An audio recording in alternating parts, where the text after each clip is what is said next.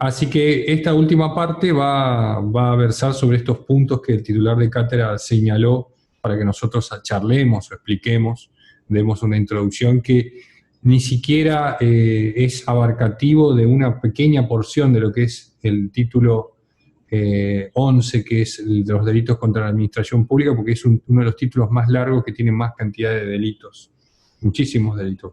Imagínense que todos los delitos que involucren a los funcionarios públicos como autores o a la administración pública como, en este caso, víctima del delito, si podría hablarse de esa manera, porque verdaderamente no es correcto hablar de esa manera, están contenidas en el título 11. El título 11 es larguísimo. Nosotros vamos a ver algunas figuras del título 11 que serían abarcativas de más o menos las secciones en las cuales podríamos nosotros dividir la materia de delitos contra la administración pública, como los delitos que tienen que ver con, que son cometidos por funcionarios públicos, que tienen que ver con atentados o resistencias a la autoridad, etcétera, los delitos de abusos funcionales genéricos. Vamos a ver seguramente el abuso funcional genérico, es el abuso de autoridad y el mal desempeño de funcionario público, ese delito que ustedes a veces habrán escuchado por ahí. Vamos a ver algunos tipos de los delitos, si se quieren,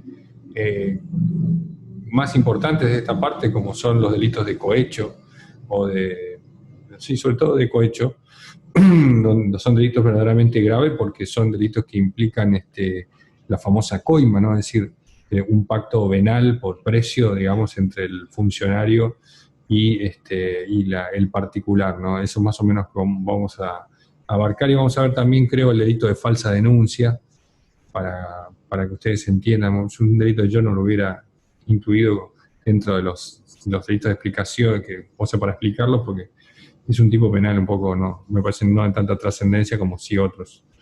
Pero bueno, esa es más o menos la idea. Así que bueno, vamos a comenzar con la administración pública y como siempre, vamos a tratar de compartir. No, esto no era así. Así. Vamos a tratar de compartir pantalla aquí. Esto. Voy a tratar de ponerlo ahí. Bueno. ¿Quieren preguntar algo sobre el parcial?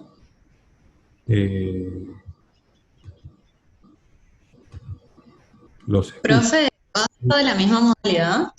Sí, la misma modalidad, es exactamente igual que el otro parcial. ¿Se acuerdan que era más o menos identificar los elementos y un verdadero y falso? Es la misma modalidad, exactamente igual. Nada más que es un parcial integrador. ¿Qué quiere decir esto? Que seguramente van a haber algunas consignas o preguntas sobre temas que ustedes ya vieron. Indudablemente van a ser sobre temas muy gruesos, muy importantes, que ustedes ya vieron. Disculpe, doctor, Sí. yo me pude conectar recién. No Ah, escuché si dijo algo del parcial, la fecha. y no, la fecha no la tengo todavía. Lo que para definir la fecha vamos a tener que terminar los temas que me dio el titular de cátedra para que se expliquen. Son muy cortos. A mi entender, no vamos a tardar más de 2 clases en explicar eso. Hoy vamos a ver el bien jurídico y probablemente la figura de atentado y resistencia a la autoridad, muy explicada así por arriba. Para la próxima clase ver el resto de los delitos que nos han señalado como que tenemos que explicar. Y después ya de ahí, de que yo termine de hacer esa exposición, ya ahí le damos una semana para que venga el parcial, ¿no? Ya sabemos cuánto va a tardar una semana. Así que estamos a 10, 20 días, 15 días, ponele 15 días, 2 semanas del parcial más o menos calcular. Depende cuánto Bueno, tardemos. gracias. Sí, yo tampoco quiero explicar muy corto todo, porque por ahí puede ser contraproducente, ¿no? Así que vamos a hacerlo dentro del tiempo que tenemos, vamos a tratar de utilizar todo lo que podemos.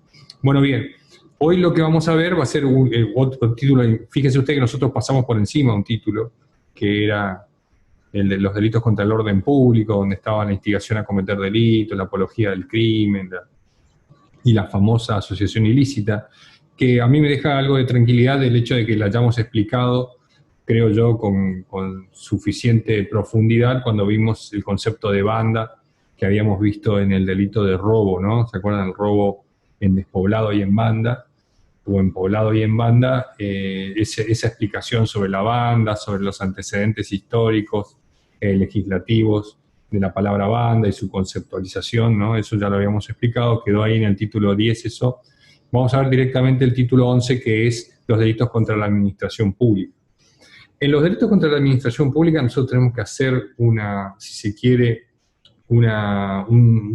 refrescar algún tipo de conocimiento sobre la cuestión relativa al bien jurídico, porque en este tipo de delitos, o por lo menos en esta parte de esta sección del Código Penal, van a ver ustedes que nosotros estamos hablando aquí de un bien jurídico de los que se denominan colectivos, supraindividuales, difusos, de titularidad indiferenciada, y bueno, hay tantos nombres y clasificaciones que tienen la doctrina. Pero eso es una cuestión que no, o por lo menos a mí no me parece menor en el tipo de identificación del bien jurídico, porque como nosotros identifiquemos el bien jurídico, como nosotros pensemos la idea de un bien jurídico de administración pública, va a tener mucho que ver con la concepción política, filosófica que tenga el Estado de Derecho en el cual este derecho penal pretende subsistir. La concepción de la administración pública como un bien jurídico en sí, digamos, asociada a las antiguas concepciones de si se quiere, el prestigio, el buen nombre de la administración pública, que era lo que el autor agredía o el funcionario público lesionaba cuando cometía algún tipo de las conductas de violación de sus deberes de funcionario, por ejemplo. Esa idea o esa concepción no es una concepción inocente o ingenua que no tenga ningún trasfondo desde el punto de vista filosófico-político. Si nosotros elevamos a entes, le damos entidad con esto a bienes jurídicos tan difusos o tan inentendibles como la administración pública, vamos a sufrir indudablemente un derecho penal que, en pos de la protección de ese ente, se olvide o pase por encima de lo más importante, que es el centro de protección del derecho penal, que es la persona humana, es decir, los derechos humanos. Eso sería así. Porque en otras épocas, y esto no hace mucho, las distintas legislaciones penales elevaban al Estado, o a la administración pública del Estado, a la categoría de un ente superior, incluso en valoración, desde el punto de vista valorativo, superior a la persona humana. Es decir, si ustedes analizan algunas legislaciones penales antiguas, no tan antiguas, digamos, pero por lo menos ya por suerte derogadas, pueden ustedes consultar el Código Penal de la República de Weimar, el Código Penal Rocco de Italia, pueden ver el Código Franco de España, el Código Penal, van a ver ustedes que los delitos de mayor gravedad o que llevan mayor pena, mayor respuesta punitiva por parte del Estado, son los delitos que se cometen contra el Estado, justamente contra la administración, es decir, son los delitos de traición, de sedición, de subversión.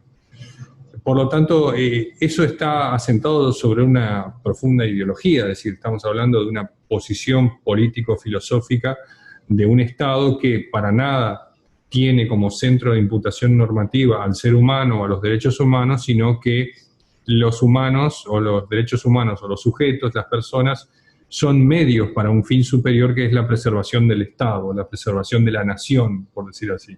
Sabrán ustedes la historia, esto lo cuenta Metzger, lo cuenta Muñoz Conde en un libro que sacó sobre los antecedentes nazis del profesor Metzger, y en otro libro también de Muñoz Conde, él habla muy bien que uno de los bienes jurídicos con mayor incidencia de protección en la República de Weimar, en el Código Penal Nacional Socialista, era el sano sentimiento del pueblo alemán. Es decir, con la peligrosidad que esto conlleva, nosotros tenemos que estar muy atentos cuando el legislador, e incluso a quien nosotros creo que tenemos que prestarle mucha más atención de la que le prestamos, empieza a crear tipos penales que son supuestamente protectores de determinados bienes jurídicos que han sido elevados por una circunstancia de poder a esa categoría, como por ejemplo la administración pública. En algunas posturas doctrinarias sobre el bien jurídico, no hay verdaderamente ninguna teoría general sobre el bien jurídico, pero hay sí distintas posiciones sobre qué se entiende sobre un bien jurídico. Me parece muy preponderante, o por lo menos importante destacar que hay varias visiones sobre el bien jurídico, sobre la naturaleza jurídica del bien jurídico. Están aquellos que hablan sobre la violación de un deber, sobre la violación de un derecho subjetivo, que son las, digamos, posturas más antiguas, más positivistas o kantianas, neokantianas, sobre estas cuestiones, sobre un interés, también hablan del bien jurídico. Y hay posiciones más modernas que a mí me parecen mucho más seductoras. Creo yo que le falta todavía algún tipo de desarrollo, en particular manera de ver, y humildemente lo digo, le falta algún tipo de desarrollo para que el bien jurídico como teoría tenga un sustrato, un soporte material, que son, por ejemplo, de las teorías más modernas, la de Winfried Hasmer, que es la teoría personalista del bien jurídico. ¿Qué quiere decir la teoría personalista del bien jurídico? Lo que dice Hasmer, entre otras cuestiones, también lo dicen otros autores, Tavares, muchos otros autores que tratan sobre el bien jurídico, lo que dice es que estos estados autoritarios o totalitarios, como los que les comenté, la República de Weimar o el estado fascista italiano, lo que hacen es confundir al bien jurídico con una función misma propia del Estado, una función política del Estado, y elevarla a la categoría de bien jurídico a los solos efectos de preservar estructuras de poder, ¿no? E impunidad para quienes son los funcionarios y detentan ese tipo de poder. Es decir, cualquier cuestionamiento que un ciudadano común haga contra alguna cuestión que tenga que ver con los poderes públicos será severamente castigado, porque es más importante como bien jurídico la administración, el Estado, el poder político que la persona humana. Entonces, si ustedes analizan los códigos penales a los cuales le nombré, van a ver que comienzan esos códigos penales, a diferencia del nuestro, contra los delitos contra el Estado. Eso es un mensaje de parte del legislador de esa época. Hoy en día estos están derogados o reformados, encausados hacia un derecho penal democrático, liberal, pero esos códigos penales de esa época, el mensaje que el legislador le hacía a la sociedad era: mire, nosotros para el poder, para nosotros lo más importante es el Estado, la administración, y la persona humana es un medio para lograr el fin, que es la preservación o el mantenimiento, el engrandecimiento de la nación. Eso es muy peligroso. A mi manera de ver, y si quieren, podría yo enrolarme en la tesis del bien jurídico, la tesis personalista del bien jurídico de Hasmer, no es así. Pero la administración pública, yo particularmente lo digo, por más que ustedes van a leer el libro y van a encontrar ahí que el bien jurídico, hay una discusión sobre la naturaleza jurídica del bien jurídico de administración pública, pero a mí, en particular manera de ver, la administración pública no es un bien jurídico, no debería ser un bien jurídico penal, digamos, ¿no? Porque en sí la administración pública no requiere ningún tipo de protección, sino que la administración pública, esa es una postura discutida y minoritaria, obviamente. La administración pública es un bien jurídico en nuestro derecho penal porque así lo instauró el legislador, pero también, como lo instauró el legislador, lo podemos criticar y ponerlo en crisis, ¿no? Y podemos cuestionarlo también, si no estaríamos dentro de un Estado autoritario que no se puede cuestionar nada. Pero la administración pública, cuando una persona malversa fondos, por ejemplo, cometiendo el delito de malversación de fondos o desvío de caudales o la incorrecta aplicación de fondos públicos, es decir, el funcionario público que por ley tiene una determinada cantidad de fondos públicos a aplicar a una función, por ejemplo, la creación de un hospital, y los desvía y los aplica en otra cosa, la creación de un corredor ferroviario. Entonces eso es un delito, ¿no? Un delito contra la administración pública. Que la víctima, digamos, o la persona, o el damnificado ahí no puede ser nunca la administración pública en sí, porque la administración pública no es nada. No es un ente, no es una persona, no hay una señora que se llama administración pública que nosotros podamos ver, sino que lo que nosotros tenemos que entender cuando entendemos un bien jurídico como la administración pública es guiándonos o acercándonos hacia la idea de que la persona es el único centro de imputación normativa, y más aún en el derecho penal. ¿Qué quiero decir con esto? Que las leyes penales que se crean o que crean los legisladores deben ser leyes penales para la preservación, o si se quiere, también podríamos discutir esto, o que repriman conductas que afecten de manera cierta o pongan en peligro también un bien jurídico personal. Es decir, la protección del derecho penal va sobre la persona. ¿Por qué hay delitos contra la administración pública? Y bueno, porque es una función importantísima del Estado, pero no podemos entender que eso es el centro de imputación normativa, creo que se me entiende lo que estoy diciendo, del derecho penal. La administración pública va a ser víctima de una determinada agresión por parte del sujeto siempre y cuando esa agresión importe la reducción o el obstáculo, la imposibilidad de que la administración pública cumpla la función que tiene que cumplir, que es la de administrar los recursos públicos y brindar los servicios públicos. La administración pública tiene una función primordial, que es para con la persona humana. Por eso la administración pública es solamente un medio para un fin que es, que es brindar los servicios públicos. Y los servicios públicos no son otra cosa que los derechos constitucionalmente garantizados del ser humano. Es decir, cuando yo,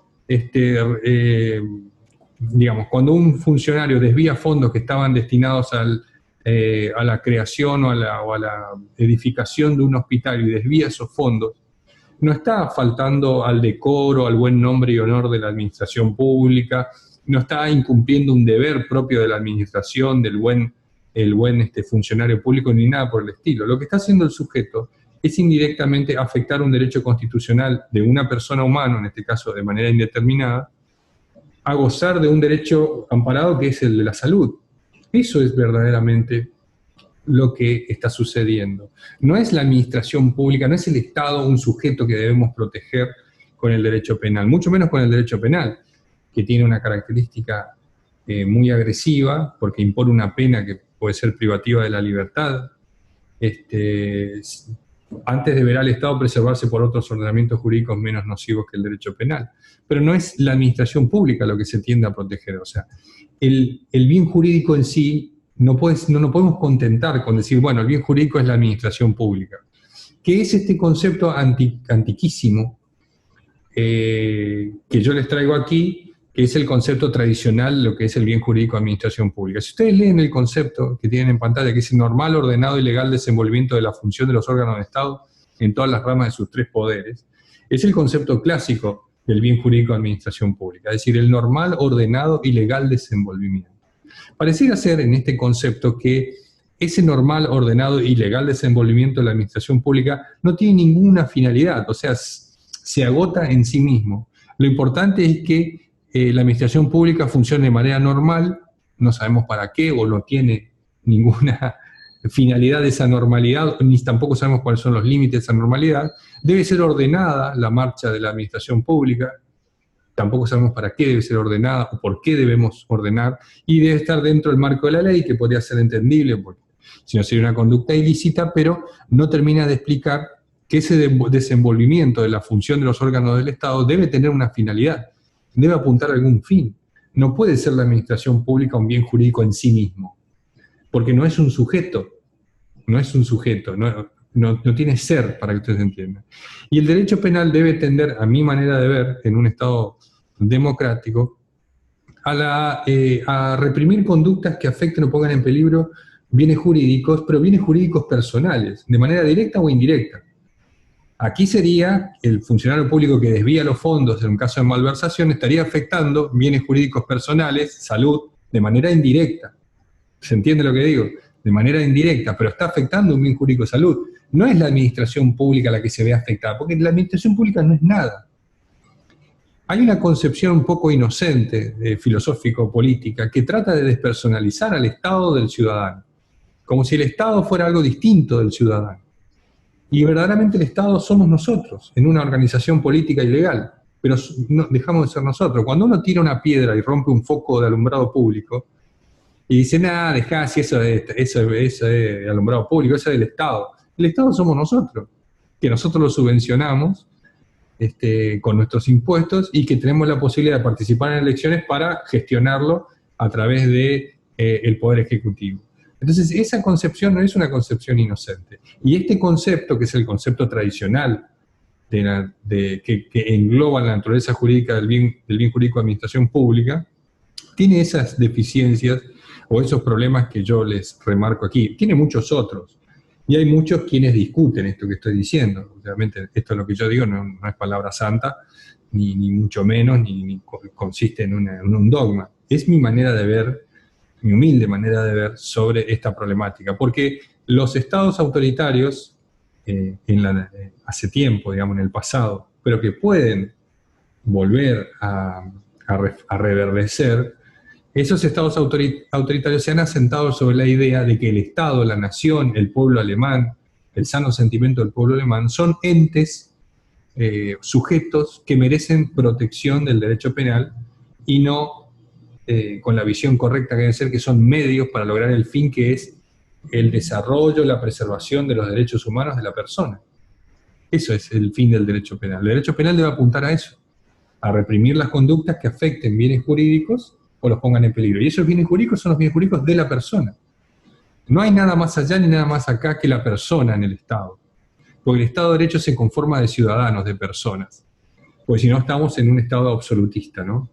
¿Qué era más importante que el ciudadano, que el súbdito en el Estado absolutista? El soberano. Transformaron al soberano en el Estado, y bueno, y así hubo ejemplos en la historia de un montón de estados autoritarios, la Unión Soviética, y otros estados autoritarios que están más atenuados y que se escudan en pseudodemocracias, ¿no? Como podríamos señalar. Pero les quería remarcar esta idea, este concepto del bien jurídico protegido de administración pública, que si ustedes lo analizan es un concepto en el cual, repito, pareciera que se agota en sí mismo, que no tiene una finalidad. Cuando nosotros sabemos que la finalidad del derecho penal es siempre, o va apuntada siempre, como centro, como horizonte, los bienes jurídicos personales y los derechos humanos. ¿Está? Entonces yo les traigo una alternativa de concepto más moderna, en base a lo que yo dije, a los antecedentes que di, a la breve explicación que di sobre esta cuestión. La normal, correcta y legal prestación de los servicios públicos es una concepción totalmente distinta. Porque una cuestión es la función del órgano, que a mi particular manera de ver es una circunstancia accesoria muy marginal, de muy poca importancia, cómo funcionan los órganos del Estado. ¿Por qué? Porque verdaderamente si los órganos del Estado cumplen su función, cómo funcionan no me interesa, me interesa que funcionen en un solo sentido, que den una correcta prestación de los servicios públicos, porque yo sé que los servicios públicos son la materialización de los derechos constitucionalmente amparados de la persona humana. Cuando el hospital tiene los insumos correctos, porque el funcionario público que se encargaba de administrar el hospital la administró correctamente, lo que está haciendo usted está prestando un correcto servicio público, que es el servicio de salud, que la persona humana lo tiene garantizado por la Constitución y por los tratados internacionales. Así es la relación o la concatenación lógica que debe entenderse este tipo de delitos. No buscar víctimas, no buscar damnificados en la administración pública, en el normal, ordenado y legal desenvolvimiento de la función de los órganos del Estado. Eso verdaderamente no es lo importante. Lo importante es que esos órganos del Estado, sí, indudablemente funcionen legalmente, por eso el concepto moderno dice normal, correcta y legal, eso está bien, pero no funcionamiento de los órganos del Estado, sino prestación de los servicios públicos a los administrados. Eso es lo que se afecta. Es decir, la acción del sujeto en los delitos contra la administración pública no afecta ni el buen nombre, ni el decoro, ni el honor, ni el prestigio, ni el correcto desenvolvimiento funcional de los órganos de Estado, ninguna de esas cuestiones. Lo que afecta es la prestación de un servicio público como forma de garantizar el pleno goce de los derechos fundamentales que permiten el desarrollo personal y social. Ese sería un concepto que parte de una visión distinta del bien jurídico, es decir, de una visión, si se quiere, bajo una concepción más cercana a la concepción personalista del bien jurídico, que es la que la ha propugnado, la ha llevado adelante el profesor Winfried Hasmer en Alemania con otros adeptos, ¿no? Esa sería más o menos la idea. Entonces, yo les pediría a ustedes que cuando ustedes lean, van a leer seguramente sus libros y van a encontrar conceptos como el que ven ahí arriba, en negro, ese tipo de conceptos. Van a ver que ya las cuestiones relativas al decoro, al buen nombre y honor de la administración sí se abandonaron. Esas eran las primeras concepciones de los delitos contra la administración pública, ya por suerte se abandonaron, es decir, esa idea ya no está más, o por lo menos quedó superada. Pero esta idea que está en la mayoría de la doctrina, de que lo importante es que ninguna acción del sujeto, acción o omisión del sujeto, afecte el normal desenvolvimiento de las funciones de los órganos del Estado, no se puede agotar la idea del bien jurídico en eso, porque si no pensaríamos que el Estado es un fin en sí mismo y no un medio. ¿Para qué? Para garantizar el pleno goce de los derechos fundamentales a través de una correcta prestación de los servicios públicos. Esa es la idea. La administración pública, como ente, no lo debemos ver, sino que debemos enfocarnos en ¿qué? En la prestación correcta de los servicios públicos a los administrados. Una ruta mal hecha afecta no a la administración pública porque hay una desviación de fondos, sino afecta al derecho constitucional de tránsito, de comerciar, de trasladarse que tiene el sujeto. A pesar de que, es verdad, si son delitos de carácter, los denominados delitos de corrupción, afectan el erario público, es decir, las arcas del Estado, el patrimonio estatal, perfectamente. Pero el patrimonio estatal no es tampoco un ente en sí mismo. sino que es de dónde se financia la administración para poder satisfacer los servicios públicos a los administrados como forma de garantizar el pleno goce de los derechos constitucionales para su desarrollo personal y social.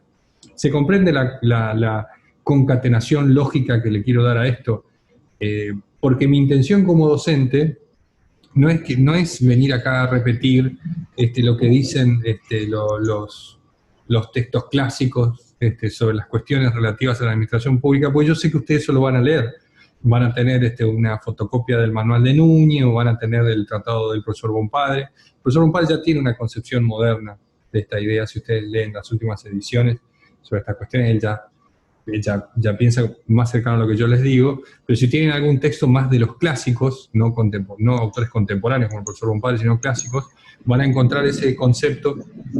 Para mí es muy importante que ese concepto sea bien explicado. ¿Pueden cancelar los micrófonos, por favor? Hay alguien que tiene el micrófono abierto. Me parece que una persona se llama Raquel, ¿puede ser? ¿Tiene el micrófono abierto? Bueno, perfecto. Entonces, piensen a la administración pública como bien jurídico más cercana a lo que es el concepto que ustedes ven ahí abajo, ¿no? Que al concepto que vieron como concepto clásico en estas cuestiones. Bueno, otra vez. Vamos a continuar. No sé qué pasó, se desconectó todo, ¿eh? Parece como que se cayó el aula. Porque si yo me desconecto, no tienen por qué desconectarse ustedes. Así que no tengo idea qué pasó. Bueno, vamos a avanzar un poquito más, no se preocupen. No es mucho lo que tenemos que dar. Son muy pocos temas. Tenemos problemas técnicos para variar.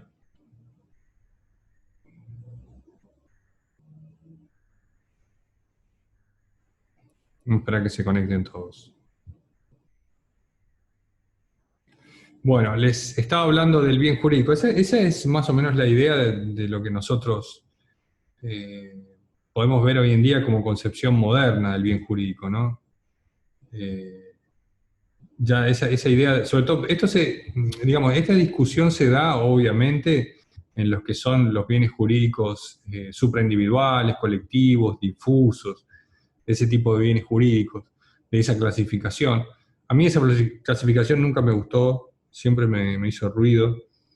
Me parece extremadamente peligroso, muy peligroso, permitirle al legislador tener en sus manos la posibilidad de, con distintas concepciones, elevar a la categoría de entes o de sujetos, de merecedores de protección a determinadas conceptualizaciones muy abstractas que después son completadas por los sectores más poderosos en detrimento de los más vulnerables. O sea, quien detenta el poder puede tranquilamente, bajo esa concepción, empezar a fabricar delitos que, como bien jurídico, tengan, qué sé yo, el honor de la nación.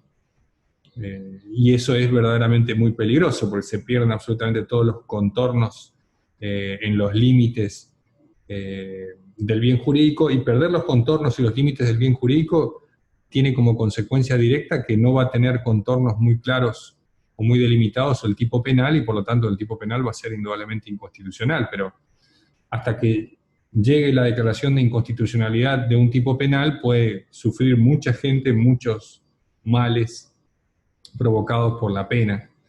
Así que lo que hay que hacer es crear una teoría suficientemente robusta del bien jurídico para que el legislador o en última el juez, si el juez detecta un tipo penal de estas cuestiones, pueda declararlo inconstitucional. Pero los jueces miren cómo son los jueces, ¿no? Los jueces son bastante reacios a declarar las inconstitucionalidades, a pesar de que tienen la Corte Suprema los habilitó en lo que se denomina el control difuso de constitucionalidad y de convencionalidad que tienen cada uno de los jueces, que puede declarar inconstitucional una ley en cualquier fuero, ¿no? Pero les cuesta bastante.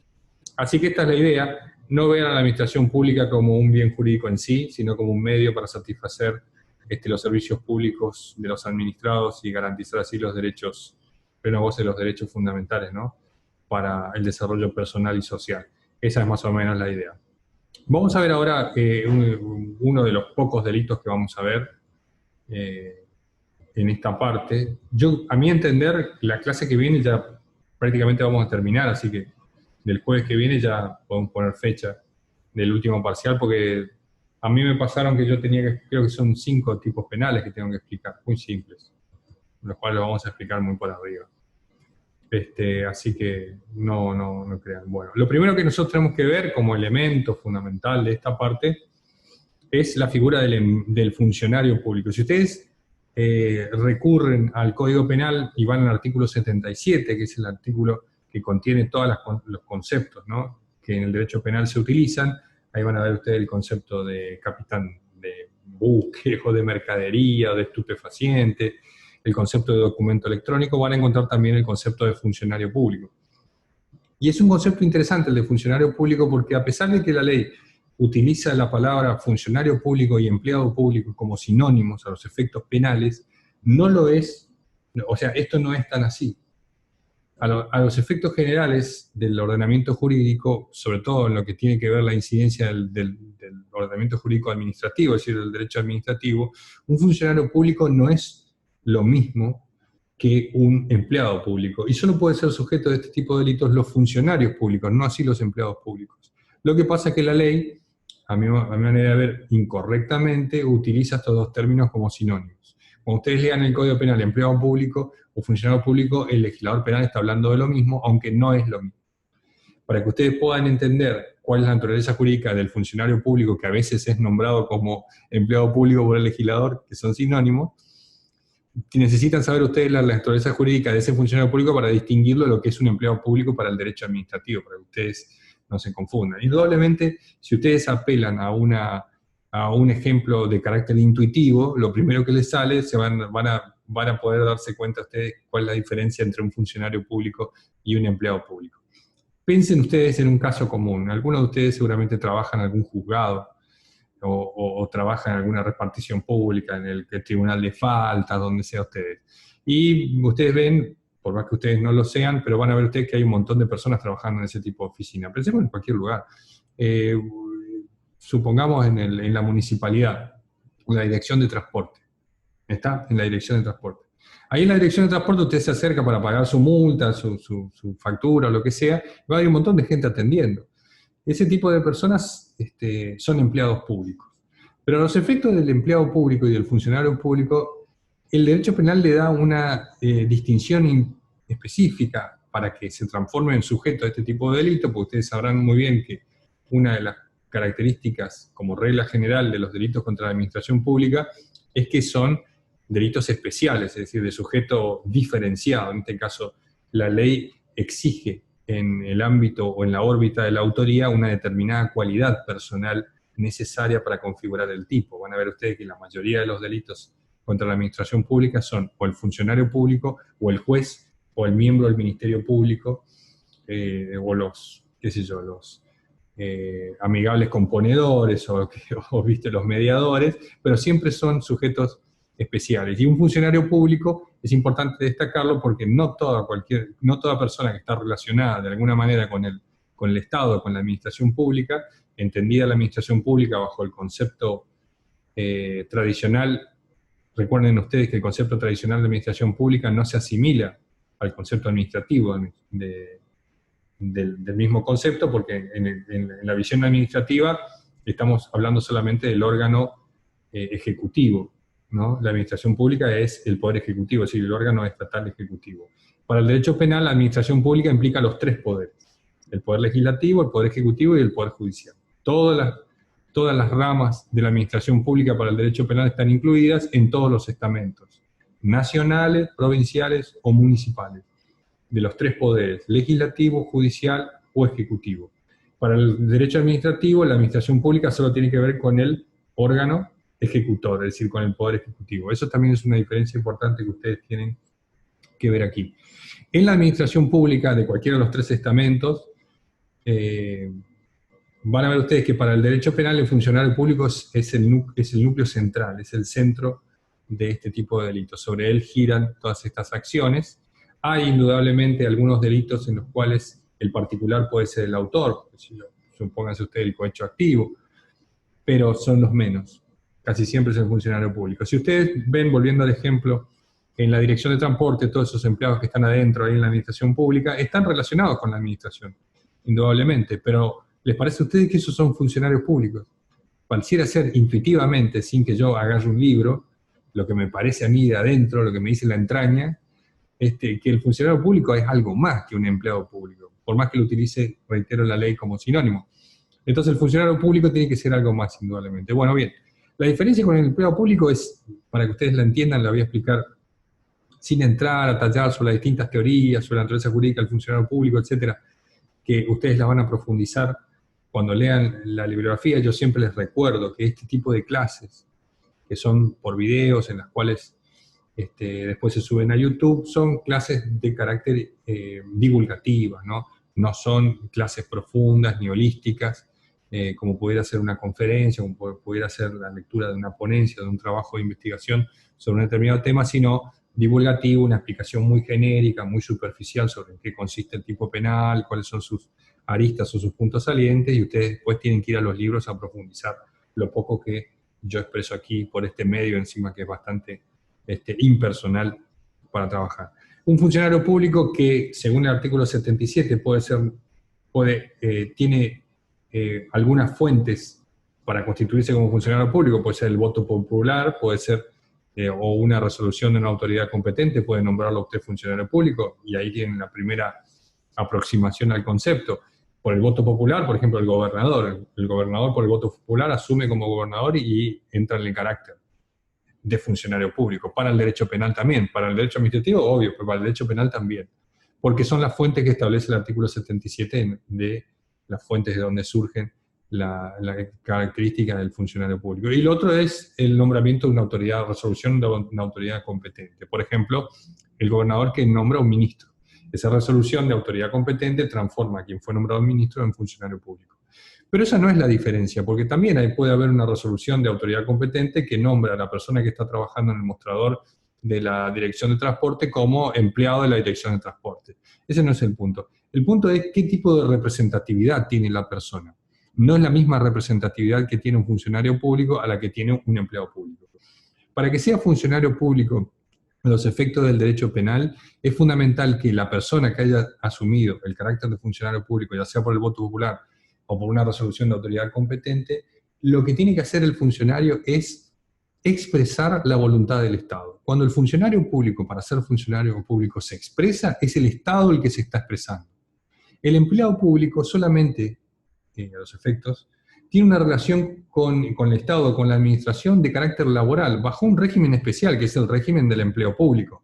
Tienen unas ciertas prerrogativas los empleados públicos que no tienen los empleados que trabajan en la actividad privada, como estabilidad, carrera administrativa y etcétera, pero no dejan de ser personas que trabajan en relación de dependencia, cuya patronal o cuyo patrón sería un departamento o un aspecto de la administración pública. Pero el empleado público lo único que tiene es una relación laboral, una relación de dependencia laboral con el Estado. Esa es la única relación que tiene. En cambio, el funcionario público tiene la característica de expresar la voluntad del Estado. Cada vez que el funcionario público habla o se expresa, es el Estado el que habla. Cuando nuestro canciller, por dar un ejemplo muy grueso, nuestro canciller firma un tratado, un acuerdo, un convenio, un pacto bilateral, un laudo, cuando firma el canciller argentino, no está firmando la persona en carácter personal, sino que lo que está haciendo es el Estado el que está firmando. Hay una representación del Estado. Cuando un ministro, que es un funcionario público también, ejecuta una determinada orden que importa a una política estatal, por ejemplo, el ministro de Salud crea el plan, ¿cómo se llama?, detectar, que van a ir detectando con los hisopos. Esa política pública no es la persona que en ese momento circunstancialmente está ocupando la cartera del Ministerio de Salud quien está llevando adelante esa política. Es el Estado, es decir, que el funcionario público, para ser funcionario público a los efectos del derecho penal, tiene que hablar en nombre del Estado, para que ustedes lo entiendan. Cuando el funcionario público se expresa a través de las resoluciones que dicta, por ejemplo, un juez, El juez cuando dicta una sentencia no es el juez personal, en su carácter de persona, quien dicta la sentencia, sino es una sentencia que es el Estado el que se está promulgando en favor de la culpabilidad o de la inocencia de un sujeto. Esa es la característica principal del funcionario público. El funcionario público, a diferencia del empleado público, es quien expresa la voluntad del Estado. Cuando el funcionario público habla, es el Estado el que habla. Esa es la característica. Y ese es el sujeto de mayor preponderancia o mayor incidencia en esta parte, el funcionario público. Artículo 77, yo les recomiendo que ustedes lo lean con detenimiento y van a ver ustedes ahí la diferencia. Pero yo, en este pequeño resumen que le hago, le estoy dando, si ustedes quieren, cuál es la clave o el elemento fundamental diferenciador entre un empleado público y un funcionario público. El ministro de Seguridad, el secretario o el subsecretario de Tránsito de la municipalidad, ese es el funcionario público, el que dicta las políticas de tránsito, porque es el Estado el que está dictando políticas de tránsito. El empleado que dijimos en nuestro ejemplo, que trabaja en el mostrador de la Secretaría de Transporte, donde sea, es solamente una persona que tiene una relación de dependencia laboral con el Estado bajo un régimen particular. Esa es la gran diferencia entre uno y otro. Espero que haya quedado claro en este aspecto. Vamos a ver brevemente, porque nos quedan unos cuantos minutitos. Doctor, Sí, el jefe del registro civil también es un funcionario público. sí, sí. Es verdad.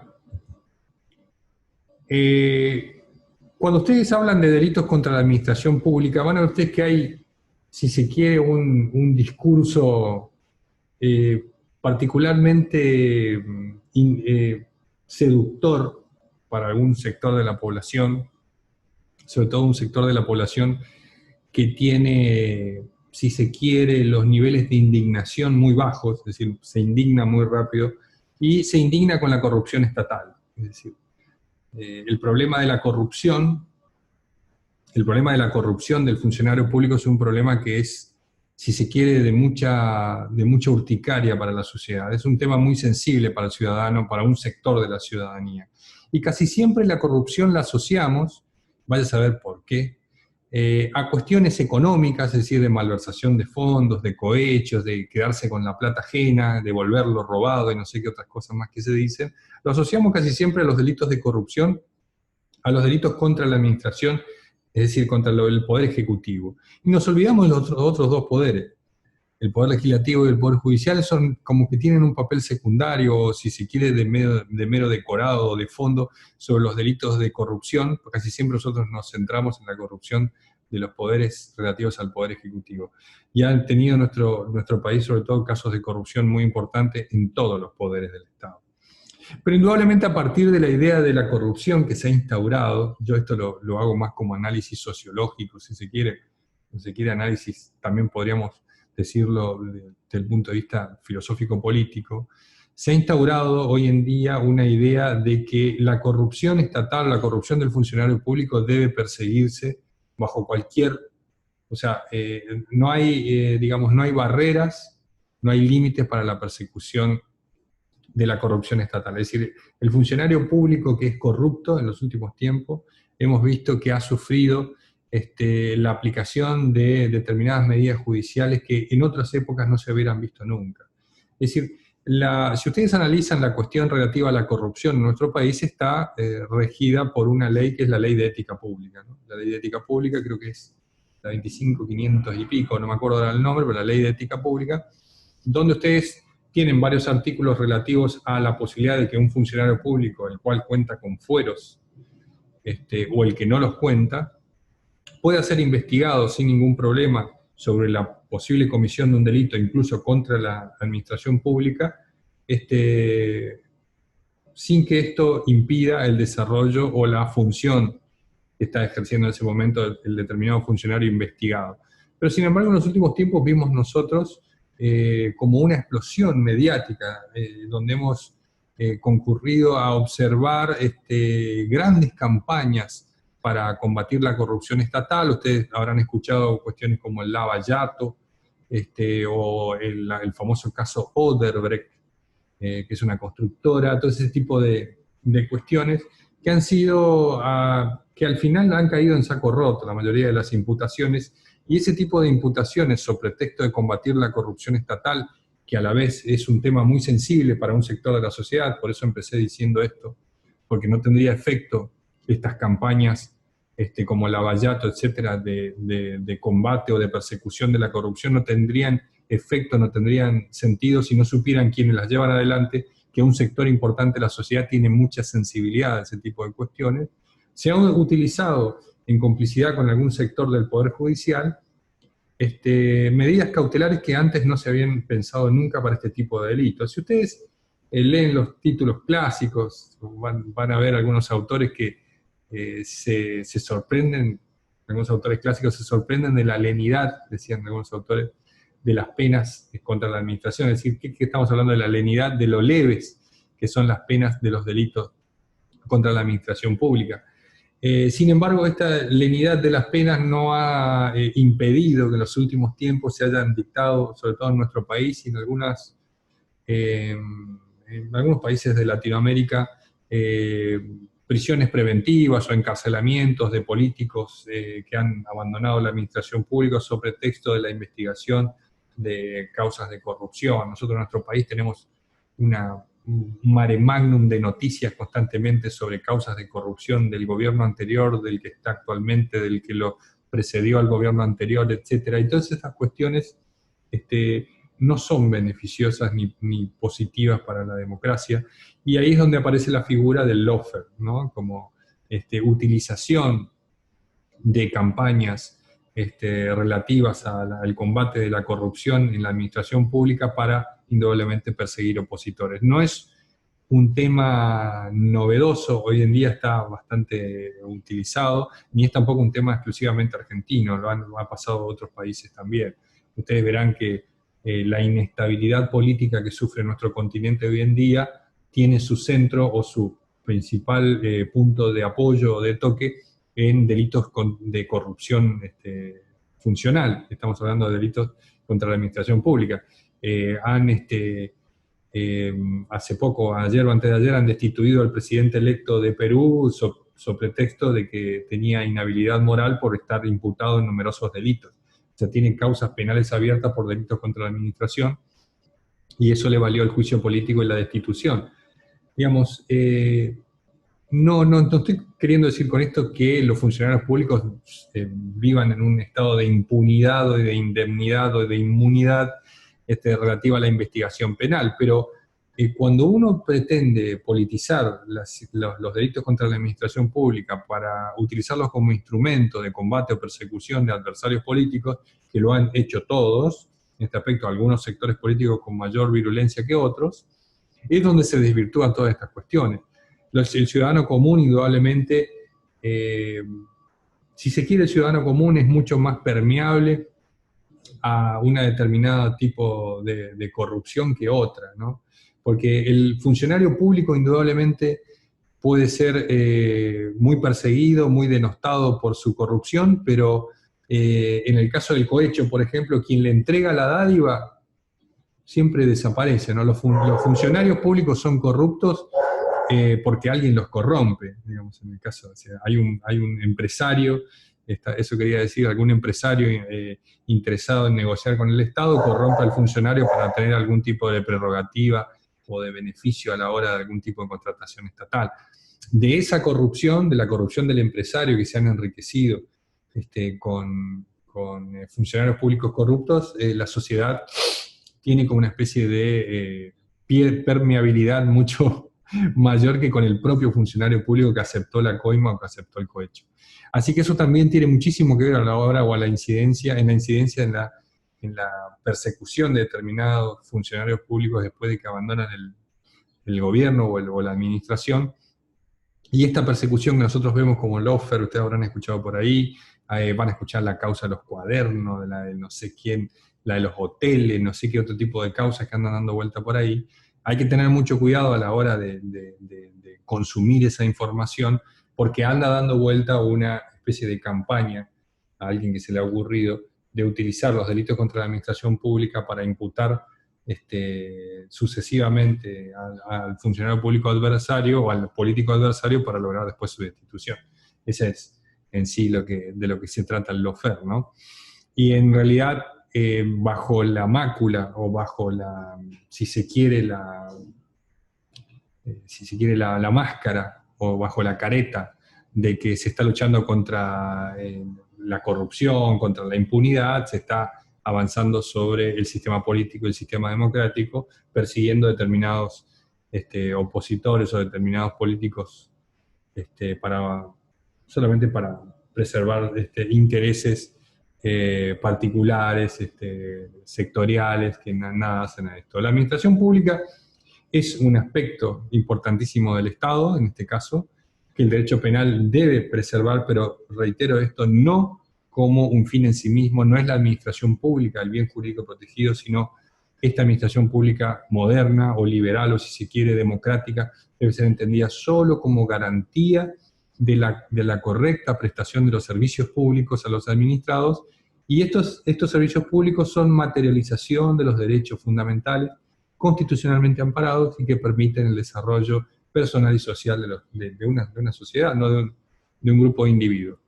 Vista así la administración pública, ustedes pueden, con esa interpretación, detectar claramente cuando el legislador sobrepasa estos límites de preservación de la persona humana y de sus intereses, y empieza, a través del mecanismo del derecho penal, a proteger intereses que no tienen que ver con la persona, a elevar a la categoría de un ente superior a la persona al Estado, a la administración, y se empieza a hablar otra vez, porque ya hay unos reverdeceres en algunos sectores del mundo, del prestigio de la administración, del buen nombre, del decoro, del honor del funcionario público, cuestiones que nada tienen que ver con un derecho penal democrático.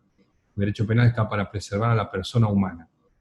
Y aquí las acciones que realizan los funcionarios públicos o los particulares son contra el correcto funcionamiento de la administración, sí, perfectamente, pero en vistas y en miras de la consecución de los fines que tiene la administración, que son la prestación de los servicios públicos. Bueno, gente, dejo abierto unos minutos para alguien que quiera hacer alguna pregunta. Esto es una introducción sobre el bien jurídico, sobre qué consiste los delitos que vamos a ver aquí, y la próxima clase seguramente vamos a avanzar sobre los tipos penales que tenemos que charlar, que son el atentado, la resistencia y la desobediencia a la autoridad, que es un tipo penal muy simple. Vamos a ver también la falsa denuncia, vamos a ver el delito de cohecho, y no sé cuál más. Espérenme que les digo.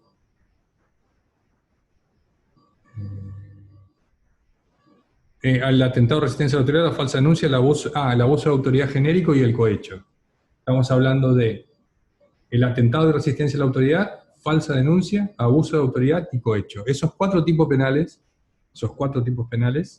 los vamos a ver el martes que viene, y si ustedes quieren, ya el martes que viene fijamos una fecha para el último parcial del año, que sería el parcial en este caso que no se llama acumulativo, sino que se llama integrador. No es lo mismo. ¿Alguna pregunta, consulta, algo que quieran agregar a esta cuestión? Lo escucho. Doctor, hasta el examen integrador va a ser hasta el título 13. Y yo entiendo que va a ser todo lo que dimos. No va a incluir, me imagino el título 13 no lo va a incluir. No. De todas maneras, en las circunstancias en las que estamos, el examen final integrador va a ser, voy a utilizar un término no muy académico, va a ser tranqui. ¿Se entiende lo que quiero decir? O sea, vamos a trabajar sobre temas muy gruesos que seguramente ustedes leyeron. ¿Se entiende? O sea, femicidio, qué sé yo, por decir algún tipo de cosas. Femicidio leyeron. Entonces, sobre esas cuestiones sí, vamos a trabajar para el final integrador, pero no sobre temas muy, muy finos, menos aún aquellos que no pudimos alcanzar a dar porque, o que, digamos, están tan alejados como el título 13. ¿Alguna otra pregunta? Sí, doctor, le pregunto algo. Dígame, sí. El bien jurídico, entonces, si tuviéramos una pregunta, de la administración pública, El ¿qué es concepto, lo correcto? ¿Si el es concepto verdadero o tradicional- falso? el concepto tradicional es verdadero. Ah, bien. Y por supuesto, el concepto tradicional es verdadero. Lo que yo les hago es si usted quiere, les presento otra campana para que ustedes puedan analizar verdaderamente y recuerden que en la historia ese tipo de concepciones sobre el bien jurídico de administración pública generaron estados totalitarios, así como le digo. Sí, sí. Así, si el sano sentimiento del pueblo alemán era el bien jurídico más importante en el derecho penal de Weimar, la República de Weimar, y bueno, eso generó leyes antisemitas, leyes de deportación, Sí.